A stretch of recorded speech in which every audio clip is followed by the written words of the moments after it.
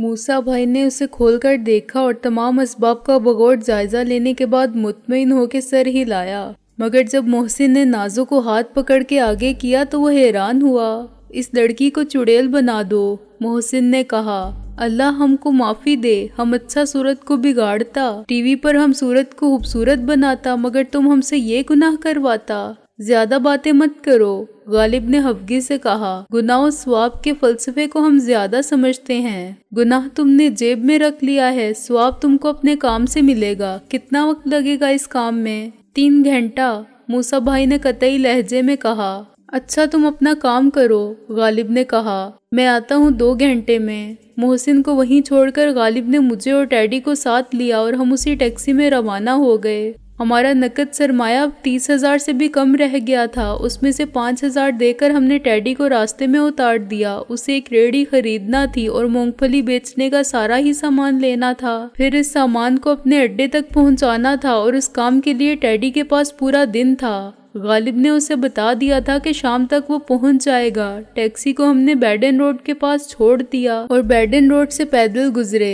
راستے میں وہ آفس بھی آیا جس کے باہر میر وزیر اینڈ کمپنی کا سائن بورڈ اب تک اسی طرح موجود تھا، لیکن اوپر جانے والے زینے کی گرل میں تالا پڑا ہوا تھا، جس سے ظاہر ہوتا تھا کہ آفس میں اب کوئی نہیں۔ شاید وہ سب رخصت کر دیے گئے تھے جو پہلے کاروبار کے دفتری امور کو سنبھالتے تھے، زرعی مشینری کے پرزوں کے آرڈر لیتے تھے، سپلائی کرتے تھے اور امپورٹ ایکسپورٹ کی کاغذی کارروائی کا حساب رکھتے تھے۔ اس فیکٹری میں انسانوں کا پیٹ بھرنے والی مشینوں کو روا رکھنے والے پرزوں کی بجائے سینوں میں گولیاں اتارنے والا اسلحہ بننے لگا اور زندگی کی بجائے موت کا سامان ہونے لگا تو کسی دفتر کی ضرورت باقی نہیں رہی۔ آرڈر دینے والے اور لینے والے براہ راست بات کرتے تھے اور گفتگو تک کا نہ ریکارڈ چھوڑتے تھے اور نہ گواہ۔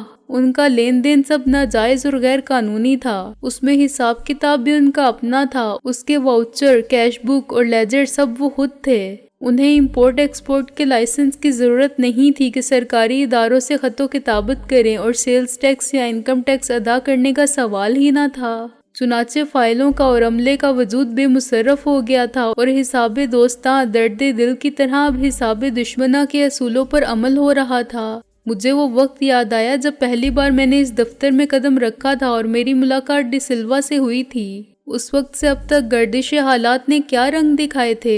ڈی سلوا رزق کے حق ہو چکا تھا اور میں اس ادارے کا مالک ہونے کے باوجود یہاں سے گزرتے ہوئے بھی خوفزدہ تھا کہ پہچان نہ لیا جاؤں۔ وزیران کے پرانے وفادار اور نمک خوار جو اس کے لیے ایک خاندان کی طرح تھے بکھر گئے تھے۔ غالب سمجھتا تھا کہ اس وقت میرے جذبات و احساسات کیا ہوں گے۔ وہ خود بھی وقت کی انہی تبدیلیوں کے بارے میں سوچ رہا ہوگا جس کا شکار سب ہوئے، ہم ہوئے، تم ہوئے کہ میر ہوئے۔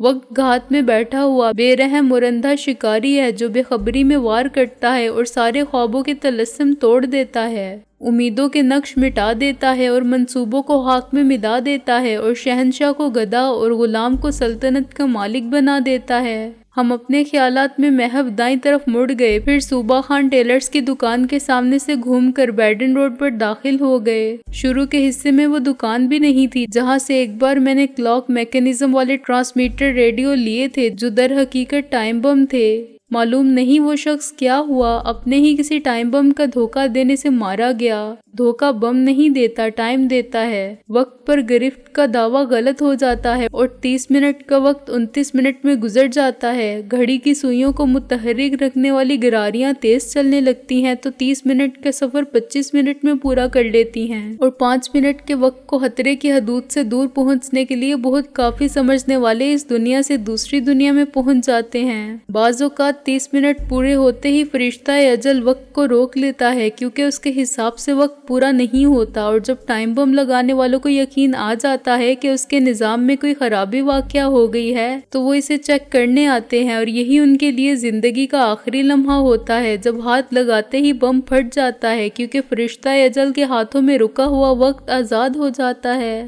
غالب کے ساتھ میں ایک بہت بڑی دکان میں داخل ہوا تو میرے خیالات کی رو ٹوٹ گئی۔ وہ دکان ہر قسم کے بجلی کے سامان سے بھری ہوئی اور بہت سجی ہوئی تھی۔ نئے سیلز مین ہماری طرف بڑھے لیکن غالب ہاتھ ہلا کے سیدھا گزر گیا۔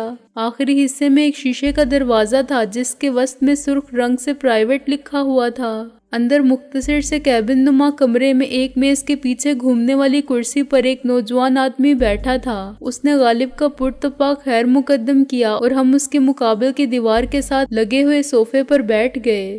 خاطر تواضع کے ساتھ باتوں کا سلسلہ شروع ہوا۔ باغی ذہن رکھنے والا نوجوان غالب کی مدد کے باعث ایک ڈی ایس پی کے عتاب سے بچ گیا تھا، مگر اس کی روش تبدیل نہیں ہوئی تھی۔ اس نے کہا کہ پولیس ہی نہیں، دوسرے حرام کھانے والوں سے تو میں دگنی اجرت وصول کرتا ہوں۔ مفت کام کرنا ہوگا یا رعایت دینا ہوگی تو کسی غریب یا مستحق آدمی کو دوں گا، یا کسی دوست کا کام ہوگا تو کروں گا، پھر ان بدماشوں سے کمی پوری کروں گا۔ غالب نے اسے یقین دلایا کہ اس ملک میں رہ کر بھی اس کے خیالات نہ بدلے تو انشاءاللہ ایک دن اس کا کاروبار بھی چوپٹ ہو جائے گا اور وہ خود بھی اپنی اصولی اور نظریاتی جنگ کے باعث عزت نہیں پائے گا بلکہ مجرمان میں شامل کیا جائے گا۔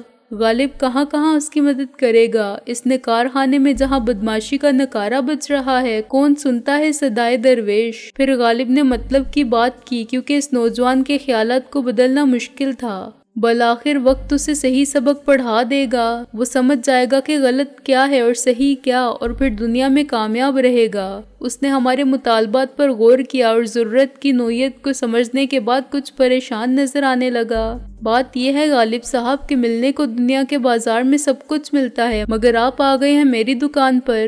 وہ بولا، میں کوئی ناجائز چیز نہ رکھتا ہوں نہ بیچتا ہوں، لیکن میں آپ کو سوری کہہ کے بھی رخصت نہیں کر سکتا، کیونکہ آپ ایک ضرورت لے کر میرے پاس آئے ہیں۔ مسئلہ کیا ہے؟ یہ کام ہو سکتا ہے یا نہیں ہو سکتا؟ غالب بولا، میں نے انکار نہیں کیا۔ وہ بولا، مجھے یہ سب سامان منگوا کے دینا پڑے گا، میں اتنا ضرور جانتا ہوں کہ یہاں کون کیا بیچ رہا ہے اور کس دام بیچ رہا ہے۔ چلو تم ان کا پتہ بتا دو، غالب نے کہا۔ وہ آپ کو اتنی آسانی سے یہ چیزیں نہیں دیں گے۔ وہ بولا، جتنی آسانی سے پرچون کی دکان سے دال مل جاتی ہے۔ کسی کو کیا معلوم کہ آپ کون ہیں، پولیس یا سی آئی ڈی کے آدمی یا ملٹری انٹیلیجنس والے؟ یہ چیزیں بہت خطرناک مقاصد میں استعمال ہوتی ہیں، کسی کا راز لینے کے لیے۔ اب راز کسی فرد یا خاندان کا ہو تو اسے بلیک میل کیا جا سکتا ہے، اور حکومت کا ہو تو اس سے وطن فروش قسم کے لوگ فائدہ اٹھاتے ہیں۔ ایک اور استعمال کے امکانات پر غور کرو، غالب نے کہا، کہ اس سے وطن دشمن عناصر کی سرگرمیوں کا پتہ چلایا جا سکتا ہے اور ان کی نگرانی کی جا سکتی ہے۔ انہیں ارتکاب جرم کے وقت یا معقول ثبوت اور شہادت جمع کر لینے کے بعد گرفتار کیا جا سکتا ہے۔ آئی سی، اس نے مجھے پہلی بار غور سے دیکھا، کیونکہ اب تک میں خاموش ہی رہا تھا اور عملاً اس موضوع پر صرف غالب نے بات کی تھی۔ آپ لوگوں کا مقصد یہی ہوگا، میں یہ فرض نہیں کر سکتا کہ آپ لوگ کسی طرح بھی غیر اخلاقی یا غیر قانونی کام کر سکتے ہیں۔ کیوں فرض نہیں کر سکتے؟ صرف ہماری شریفانہ صورت دیکھ کر؟ غالب بولا، نہیں، ہر شخص کی ایک چھٹی حص ایسے ہی موقع پر اس کی صحیح رہنمائی کرتی ہے اور اس پر بھروسہ کیا جا سکتا ہے۔ وہ بولا، وہ تمہاری مرضی، تم خواص ہمسا پر بھروسہ کرو یا چھٹی حص پر، کام ہونا چاہیے، کاروبار میں لگے لپٹی نہیں رکھنی چاہیے۔ غالب نے کہا، صاف بات کرو۔ جی، اور صاف بات یہ ہے کہ میں آپ کو سب کچھ لا کر دے سکتا ہوں، دوسروں سے لے کر آؤں گا۔ وہ بولا، آپ یہیں تشریف رکھیے، اگر آپ گئے تو وہ بہت چکر دیں گے، کبھی ایک جگہ بلائیں گے، کبھی دوسری جگہ، آج کل پرسوں پر ٹالیں گے، اور اس عرصے میں آپ کے بے ضرر ہونے کی تصدیق بھی کر لیں گے اور آپ کی ضرورت کا اندازہ بھی۔ قیمت وہ ضرورت کی وصول کرتے ہیں، چیز کی نہیں۔ میں ان کے لیے بے ضرر ہوں، ابھی مال لے آؤں گا اور زیادہ پیسے بھی نہیں دوں گا۔ اس کا مطلب یہ نہیں کہ ہر چیز وہ مجھے قیمت خرید پر یا معمولی منافع پر دیں گے۔ جی نہیں، اسمگلر اتنے خطرات مول لے کر جو چیز لاتا ہے وہ معمولی منافع کمانے کے لیے نہیں لاتا۔ قیمت کوئی مسئلہ نہیں، غالب نے کہا، تم جاؤ، ہم یہاں تشریف رکھتے ہیں۔ اس نے مجھ سے لے کر اس کے سامنے 20,000 رکھ دیے۔ اب ایسا بھی نہیں، وہ 20,000 اٹھاتے ہوئے بولا، یہ بھی میں احتیاطاً زیادہ لے جا رہا ہوں، کچھ لوگ زیادہ خبیث ہوتے ہیں، وہ آپس میں بھی لحاظ کے قائل نہیں ہوتے۔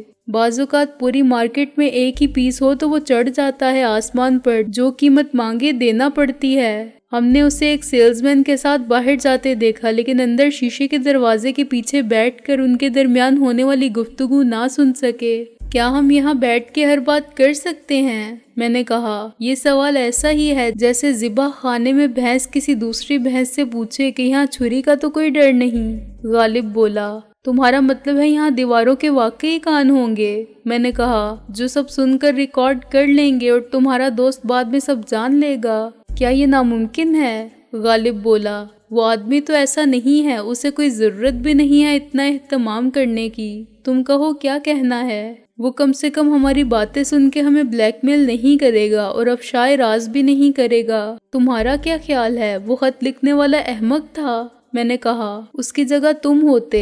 غالب سوچ کر بولا، تو یہ خط لکھنے کے بعد کیا امید رکھتے؟ فرض کر لو کہ تمہاری جگہ وہ ہوتا۔ میں کوئی امید نہ رکھتا۔ میں نے کہا، میں رات کو اسی مسئلے پر غور فرماتا رہا۔ غالب نے کہا، وہ پورا خط ایک جال ہے، مگر اس میں ایک سچائی چھپی ہوئی ہے۔ اس خط کو پڑھنے کے بعد تم نے کچھ نتائج اخذ کیے تھے۔ لکھنے والے کو یقین تھا کہ تمہارا ذہن اس کے علاوہ کچھ نہیں سوچے گا اور یہی نتائج اخذ کرے گا۔ تم نے بہت کچھ فرض کر لیا ہے، مثلاً یہ کہ فیکٹری تمہارے حوالے کرنے کی وجہ کیا ہے۔ تمہارے خیال میں وجہ یہ ہے کہ دلاور نے اسلحہ سازی کہیں اور شروع کر دی ہے۔ دلاور جانتا تھا کہ اس خط کو پڑھنے کے بعد تم یہی سمجھو گے اور پھر تصدیق کرو گے۔ اگر تصدیق کے لیے خود جاؤ گے تو وہ تمہارے استقبال کے لیے موجود ہوگا اور تمہیں اپنے اندازوں کے غلط ہونے کی قیمت ادا کرنا ہوگی۔ سب کچھ وہاں بالکل ویسا ہی ہوگا جیسا پہلے تھا۔ کیا تمہارا خیال غلط نہیں ہو سکتا؟ میں نے غور کرتے ہوئے کہا، ہر بات، ہر خیال اور نظریہ دونوں پہلو رکھتا ہے۔ غالب بولا، وہ تجربات کی کسوٹی پر اور مشاہدے کے بعد درست ثابت ہو جائے یا غلط ہوگا، اس حقیقت کو میں نے بھی فراموش نہیں کیا تھا۔ اگر ہم یہ مان لیتے ہیں کہ اسلحہ سازی اب کسی دوسری محفوظ اور خفیہ مقام پر ہو رہی ہے تو کیا ہوگا؟ ہم MWD کمپلیکس کی طرف سے بے نیاز ہو جائیں گے۔ اس بات کا تو سوال ہی پیدا نہیں ہوتا کہ تم یا تمہارا کوئی قانونی اٹارنی اس کا قبضہ لینے جائے۔ جاتا تو جھک مار کے لوٹ آتا۔ دلاور کہتا کہ میاں ہوش کے ناخن لو، مقدمہ عدالت میں ہے، میں ایسا خط لکھنے کی حماقت اور جسارت نہیں کر سکتا۔ چنانچہ وہی ہوتا کہ ہم اپنے خیال پر قائم رہتے اور MWD انجینئرنگ کمپلیکس ہماری نظر کرم سے محفوظ ہو جاتا۔ ہم بے وقوف اس نئے مقام کی جستجو میں لگ جاتے جہاں دلاور نے اسلحہ سازی کی مشینری منتقل کی ہوگی اور اس سراب کے پیچھے اپنا وقت بھی ضائع کرتے اور توانائی بھی۔ تم نے مجھے الجھا دیا ہے مرزا غالب کے بھتیجے، میں نے کہا، کیونکہ تمہارے دونوں خیال منطقی اور قائل کرنے والے ہیں۔ سچ یہ بھی ہو سکتا ہے اور وہ بھی، مگر سچ دو نہیں ہو سکتے۔ سچ ایک ہے اور اس کو دریافت کرنا پڑے گا، غالب نے کہا۔ دلاور کے خط نے ہمارے سامنے ایک چیلنج رکھ دیا ہے۔ اگر یہ بات ہے تو ہم اس چیلنج کو قبول کرتے ہیں، میں نے کہا۔ ہم خود جا کے دیکھ لیں گے کہ MWD کمپلیکس میں اب کیا ہو رہا ہے۔ اسی وقت دکان کا مالک لوٹ آیا۔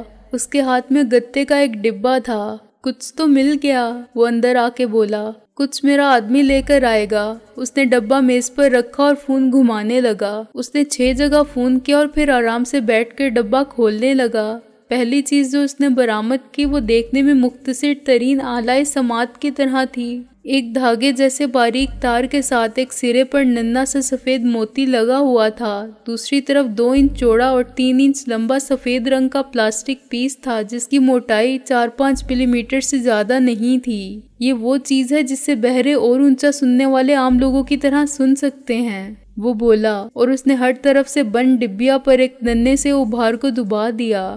ابھار کے نیچے سرخ روشنی جھلملانے لگی۔ اب یہ آن ہو گیا ہے، جس کا دل چاہے اسے ٹیسٹ کر لے، یہ آلۂ سماعت کے سوا کچھ نہیں ہے۔ غالب نے کان میں انگلی ڈال کے ہلائی۔ غالباً یہ چیز اس فہرست میں شامل نہیں تھی، اس کی ضرورت تو شاید 80 سال کی عمر میں پڑے گی۔ وہ مسکرایا۔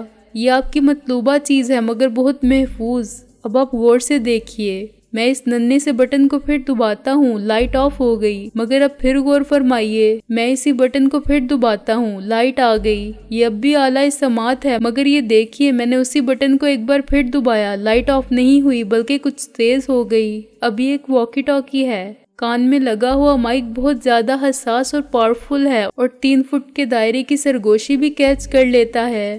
یہ باریک تار اس کا اینٹینا ہے اور یہ نیچے کا دوسرا حصہ ٹرانسمیٹر، جسے جیب میں ڈالا جا سکتا ہے، یہاں تک کہ بالوں میں چھپایا جا سکتا ہے، بشرط یہ کہ بال لمبے اور بڑے ہوں۔ بالوں میں سے نکل کے یہ دھاگے جیسا تار کان تک پہنچ جائے گا۔ اس کی آواز 100 میٹر دور دوسرے یونٹ میں سنی جا سکتی ہے۔ دونوں کی فریکوینسی ایک ہے لیکن پری سیٹ ہے، یعنی آپ چاہیں تو اسے بدل نہیں سکتے۔ اس نے ڈبے میں سے دوسرا ویسا ہی آلہ سماعت نکال کے ہمیں دکھایا اور اپنی نگاہ شیشے کے دروازے کے باہر رکھی۔ یہ خاصی کارآمد چیز ہے، غالب نے کہا۔ اب آپ اس کا طریقہ استعمال سمجھ لیں، وہ بولا۔ اس بٹن کو پھر دبانے سے یہ نظام آف ہو گیا، لائٹ بجھ گئی۔ اسے دوبارہ آن کرنے کے لیے یہی عمل دہرانا پڑے گا۔ پہلی بار میں آلہ سماعت آن، دوسری بار میں آف، تیسری بار میں پھر آلہ سماعت آن، چوتھی بار دبانے سے لائٹ زیادہ تیز ہوگی، مگر لائٹ ہر جگہ نہیں دیکھی جا سکتی۔ فرض کریں یہ آپ نے بالوں میں چھپا رکھا ہے، آپ اپنا سر کھجانے کے بہانے اسے آن یا آف کر سکتے ہیں۔ واکی ٹاکی بنانے کے لیے اس بٹن کو 4 مرتبہ دبائیے، 5ویں دفعہ میں آف۔ خدا نہ خواستہ یہ کسی کے علم میں آ جائے تو اسے ہاک بھی پتہ نہیں چلے گا۔ ایک بار میں یہ آن ہوگا تو صرف آلہ سماعت ہوگا، وہ اسے آف کر کے دیکھ لے۔ دوبارہ آن کرے گا تب بھی یہ آلہ سماعت ہی ہوگا، شک کی بات ہی نہیں۔ چوتھی بار میں یہ 100 گز دور تک پیغام رسانی کا ذریعہ ہے۔ جب یہ 4 مرتبہ دبایا جائے گا تو 100 گز کے دائرے میں دوسرا یونٹ کان میں سگنل دے گا۔ دوسرا شخص اپنے یونٹ کے بٹن کو 4 مرتبہ دبا کے بات کر سکے گا اور سن بھی سکے گا۔ کان میں لگا ہوا موتی کنڈنسر مائک بھی ہے اور ہیڈ فون بھی۔ میں اس چیز کی افادیت کا قائل ہو گیا۔ جب اس نے بڑے بالوں کی بات کی تھی تو قدرتی طور پر میرے ذہن میں نازو کا خیال آیا تھا، مگر ابھی یہ محض ایک خیال تھا، کوئی فیصلہ نہیں تھا کہ وہ اسے ضرور استعمال کرے گی۔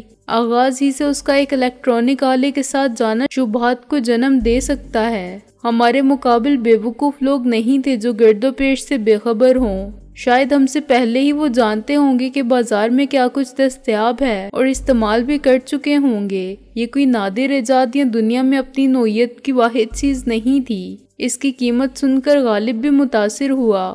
باہمی رابطے کی یہ جوڑی 8000 میں ملی تھی اور اس کی افادیت 100 میٹر تک محدود تھی۔ اس کے بعد مجھے دوسری چیز کی طرف متوجہ ہونا پڑا۔ یہ سگریٹ کے پیکٹ سے بڑا واکی ٹاکی تھا اور اس سے 1 فٹ لمبا۔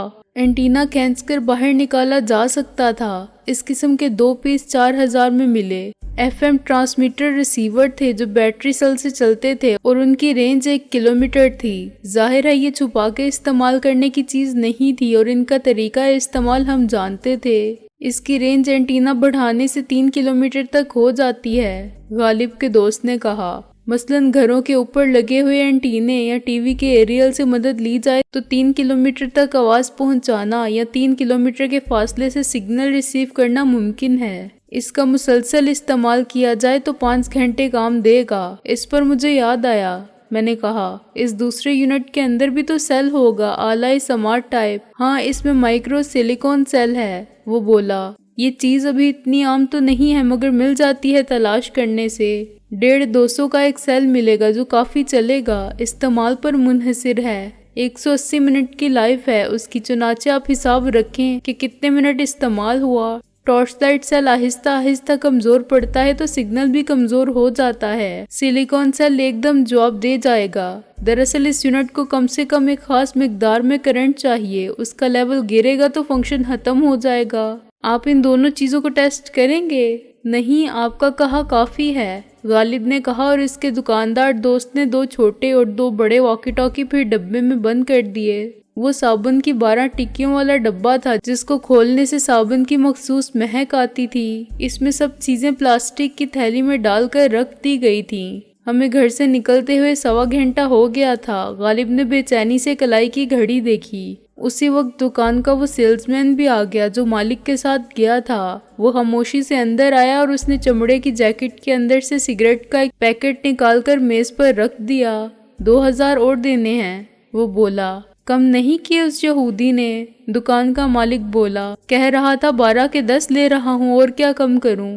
غالب صاحب، میرا اندازہ کچھ غلط ہو گیا، دکاندار نے کچھ ہفت سے کہا، لیکن ساری بات ضرورت کی ہے اور مال شارٹ ہے اتفاق سے، چنانچہ سب فائدہ اٹھا رہے ہیں۔ 2-4 ہفتے میں اس سے آدھی قیمت دینا پڑتی، اسے 2000 اور دے دیں۔ سیلز مین 2000 لے کر چلا گیا تو اس نے 3 کیسل برانڈ سگریٹ کا پیکٹ کھولا۔ اندر سے ایک کلائی کی گھڑی نکلی اور ایک عجیب سی چیز جس کی لمبائی 2 انچ تھی، چوڑائی ½ انچ سے کچھ زیادہ اور موٹائی وہی 4-5 ملی میٹر۔ اس کے دونوں کنارے گول تھے، ایک سطح بالکل صاف اور چکنی تھی، دوسری طرف انگلی کے ناخن کے برابر کھلے حصے پر جالی تھی۔ جالی کا اور اس چیز کا رنگ چمکدار سیاہ تھا۔ یہ بہت نایاب اور خطرناک چیزیں ہیں، دکاندار بولا۔ یہ کلائی کی گھڑی نہیں، FM مائکرو فون ہے۔ گھڑی کی چابی یوں تو وقت بتانے والی سوئیوں کے لیے ہے، اس کو تھوڑا سا باہر کھینچ لیں تو وقت ملایا جا سکتا ہے۔ ہر گھڑی میں ایسے ہی ہوتا ہے، لیکن اب دیکھیے میں منٹ کی سوئی کو ایک پورا چکر دیتا ہوں، وقت 1 گھنٹہ آگے بڑھ گیا، اب اسے واپس لاتا ہوں، وقت پھر وہی ہو گیا۔ اب چابی کو تھوڑا سا اور باہر کھینچ لیں، سیکنڈ کی سوئی رک گئی ہے، یہ اشارہ ہے کہ آپ کی گھڑی کا مائکرو فون کام کرنے لگا ہے۔ سوئی کو گھمائیں گے تو فریکوینسی بدلے گی جیسے ریڈیو کی سوئی سے بدلتی ہے۔ اس ریموٹ مائکرو فون میں یہ فائدہ ہے کہ آپ کو ایک ہی فریکوینسی پر پیغام دینے کی مجبوری نہیں، آپ جب چاہیں فریکوینسی بدل لیں، 88 میگا ہرٹز سے 160 میگا ہرٹز کے درمیان کہیں بھی رکھ لیں۔ اس کی رینج بہت زیادہ ہے، میرا مطلب ہے اس کے سائز کے مقابلے میں۔ کسی گاڑی کے ریڈیو کا اینٹینا پورا اونچا کر لیا جائے تو ریڈیو ٹیون کرنے سے اس مائکرو فون کا سگنل کسی جگہ بالکل صاف سنائی دے گا۔ تقریباً 1 میل کے دائرے میں 1 کلومیٹر کچھ کم ہوتا ہے 1 میل سے۔ اینٹینا کم سے کم 3 فٹ اونچا ہونا چاہیے گاڑی کے ریڈیو کا۔ چھت کے اوپر ہوگا تو آواز زیادہ صاف ہوگی مگر رینج وہی رہے گی۔ اس کلائی کی گھڑی کی سب سے بڑی خوبی اس کا سیل ہے جو تھرمو الیکٹرک سیل ہے۔ جیسے کوئلے یا تیل کو جلا کے بجلی پیدا ہوتی ہے، اسی طرح اس سیل میں جسم کی حرارت سے کرنٹ پیدا ہوتا ہے۔ گھڑی ہاتھ پر بندھی رہے تو اس کی پشت حرارت جذب کرتی ہے اور سیل اس حرارت کو کرنٹ میں تبدیل کرتا ہے۔ سیل کی لائف مقرر نہیں، نہ چلے تو 2 دن نہ چلے اور ٹھیک کام کرتا رہے تو 2 سال گزار دے۔ طریقہ استعمال سمجھ لیا ہے آپ نے، ایک بار پھر دیکھ لیں۔ ہم اتنے کوڑ مغز نہیں ہیں، غالب مسکرایا۔ ایک بار میں بات سمجھ بھی لیتے ہیں اور سمجھا بھی دیتے ہیں، یہ واقعی بہت قابل قدر اور کارآمد چیز ہے بھی تو 8000 کی جناب، غالب کا دوست خوش ہو کے بولا۔ یہ جو کالی سی چیز ہے یہ سیدھا سادہ مائکرو فون ہے، اس کی فریکوینسی پری سیٹ ہے، یعنی آپ بدل نہیں سکتے، اسے آپ ایک الیکٹرانک کان سمجھ لیں۔ یہ مقناطیسی ہے اور کسی بھی لوہے کی سطح پر چپک جاتا ہے، آس پاس کچھ بھی ہو یہ ہر آواز کو نشر کرتا رہتا ہے اور اس کی آواز بھی FM بینڈ ریڈیو پر سنی جا سکتی ہے، مگر وہی 100 میٹر کے دائرے میں۔ اسے ارتھ ہونا چاہیے، ارتھ ہوتے ہی یہ خود بخود آن ہو جاتا ہے۔ مثلاً آپ اسے گاڑی کی باڈی سے لگا دیں تو یہ کام شروع کر دے گا، الگ کریں گے تو آف ہو جائے گا۔ گھر کے اندر پانی کے نلکے سے چپکا دیں گے، کسی کیل سے لگا دیں گے جو دیوار میں پیوست ہو، لکڑی میں نہ لگی ہوئی ہو۔ زبردست، مان گئے تمہیں دوست، غالب نے جذباتی ہو کے کہا۔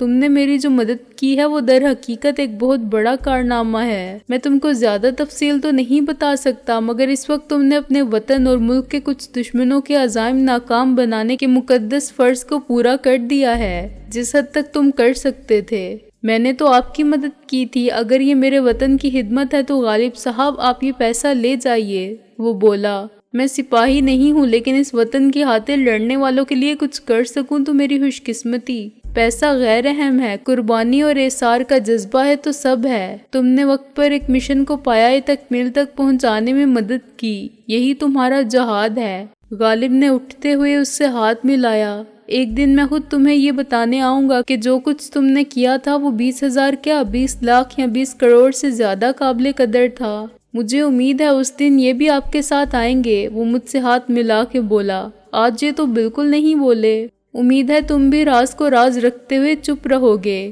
کسی سے ہمارے آنے کی بات نہیں کرو گے، غالب بولا۔ تمہارا وہ سیلزمین قابل اعتبار ہے؟ وہ میرا چھوٹا بھائی ہے، وہ بولا۔ اس میں اور مجھ میں کوئی فرق نہیں، آپ بھروسہ رکھیں اور پھر ضرورت پڑے تو مجھے کسی بھی وقت یاد کر لیں۔ میں اپنا کارڈ دیتا ہوں، گھر یا دکان پر کسی جگہ فون کر لیں۔ ہم کارڈ لے کر دکان سے نکل آئے۔ ہم نے 2 گھنٹے میں واپس پہنچنے کو کہا تھا اور 2 گھنٹے ہو گئے تھے۔ تیرے دوست نے تو کمال کر دیا یار، میں نے کہا۔ میں واقعی خود کو سکندر اعظم سمجھنے لگا ہوں جس نے دنیا فتح کر لی ہو۔ وہ تم کو ملٹری کا کوئی کرنل جنرل سمجھتا رہا، غالب ہنسا، اور اسی لیے تمہارے بارے میں اس نے زیادہ تجسس کا مظاہرہ نہیں کیا۔ آدمی سمجھدار ہے، یہ جانتا ہے کہ کمانڈوز کے آپریشن کتنے ٹاپ سیکرٹ ہوتے ہیں۔ مجھے اس کی حب الوطنی، دوستداری اور اصول پرستی بھی پسند آئی، میں نے کہا۔ ہماری خوش قسمتی تھی کہ اسی جگہ سے ایک رکشہ والے نے کسی قسم کی شرائط عائد کیے بغیر ہمیں بٹھا لیا۔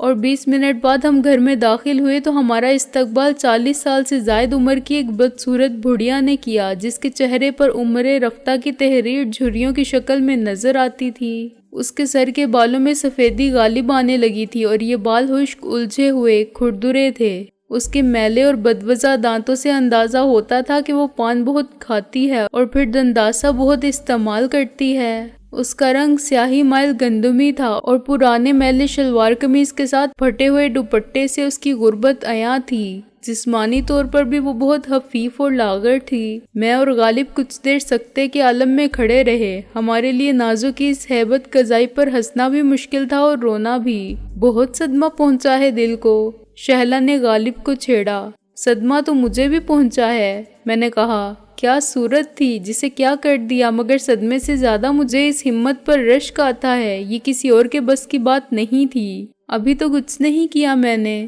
نازو ہنسی۔ اتنی تعریف مت کرو کہ مجھے غرور ہو جائے، حد سے زیادہ خود اعتمادی بھی نقصان پہنچاتی ہے۔ اس میں کوئی مبالغے کی بات نہیں نازو، محسن نے کہا۔ میری بیوی سے پوچھو، ایمانداری سے بتائے کہ یہ کام وہ کر سکتی تھی۔ میں جھوٹ کیوں بولوں؟ شہلا نے کہا۔ میں واقعی اتنی ہمت نہیں رکھتی، لیکن رابعہ باجی شاید نہیں، وہ بھی سیدھی دشمن کے قلعے میں داخل نہ ہوتی، میں نے کہا۔ خود میں اسے نہ جانے دیتا۔ نازو کی طرح وہ اپنا دفاع نہیں کر سکتی۔ بابا تم لوگ اپنا مسخری چھوڑو، موسیٰ جی نے کہا، جس کی طرف ہم نے ابھی تک توجہ نہیں دی تھی۔ اس نے 3 گھنٹے کہے تھے، مگر اس نے اپنا کام 2 گھنٹے میں ختم کر لیا تھا، چنانچہ آدھے گھنٹے سے وہ ہمارے انتظار میں۔ شہلا کے بیان کے مطابق 1 پیکٹ سگریٹ کا، 2 گلاس پانی اور 3 کپ چائے پی چکا تھا۔ چھوڑ دی، بالکل چھوڑ دی آج سے، غالب نے کہا۔ اپنا بوتھا پیش خدمت ہے، اس کو بگاڑ کے اپنے جیسا بنا دیجئے۔ وہ موسیٰ بھائی کے سامنے دھرنا مار کے بیٹھ گیا۔ موسیٰ جی ایک فنکار تھا، مگر اس کے فن کی قدر نہیں تھی، یا دنیا کو اتنی ضرورت نہیں تھی جتنی موٹر مکینک کی۔ چنانچہ وہ عمر کے اس حصے میں فرسٹریشن کا شکار تھا۔ اسے ٹی وی سے لگا بندہ معاوضہ ملتا تھا جو زندگی کی جائز ضروریات کی کفالت بھی نہیں کر سکتا تھا۔ ناجائز اور منہ زور خواہشات کی تکمیل کے لیے اس نے ناجائز راستے اختیار کر لیے تھے، لیکن اس سے موسیٰ جی کے اندر چھپا ہوا فنکار شرمسار رہتا تھا اور خود کو مجرم محسوس کرتا تھا۔ ہم سب اس کے ہاتھوں کی ہنر مندی کو مصروف عمل دیکھتے رہے۔ اس نے دیکھتے ہی دیکھتے غالب کا چہرہ بدل دیا۔ غالب پر اسے اتنی محنت نہیں کرنا پڑی جتنی نازو پر ہوئی تھی، چنانچہ وہ آدھے گھنٹے میں فارغ ہو گیا۔ ابھی تم میرے کو چھوڑ کر آؤ، وہ بولا۔ تم ٹیکسی میں آئے تھے، میں نے کہا۔ ٹیکسی لو اور چلے جاؤ۔ نہیں یار، ہم اتنے بے مروت نہیں ہیں، غالب نے کہا۔ لاؤ بھائی شہلا، موسیٰ بھائی کے لیے گرما گرم دودھ ملائی والی چائے لاؤ، اور ہمارے لیے بھی۔ اس نے موسیٰ جی سے نظر بچا کے مجھے آنکھ ماری، اور یہ اشارہ شہلا نے بھی دیکھ کر مخالفت کا ارادہ ترک کر دیا، ورنہ یہ چائے کا کوئی وقت نہیں تھا۔ استاد تم ذرا جا کے موسیٰ بھائی کے لیے ایک فرسٹ کلاس ٹیکسی لاؤ، غالب نے کہا۔ جتنی دیر میں ٹیکسی آئے گی یہ چائے پی لیں گے، اور اگر وہ فوراً آ جائے تو اس سے 2-4 منٹ انتظار کا کہنا۔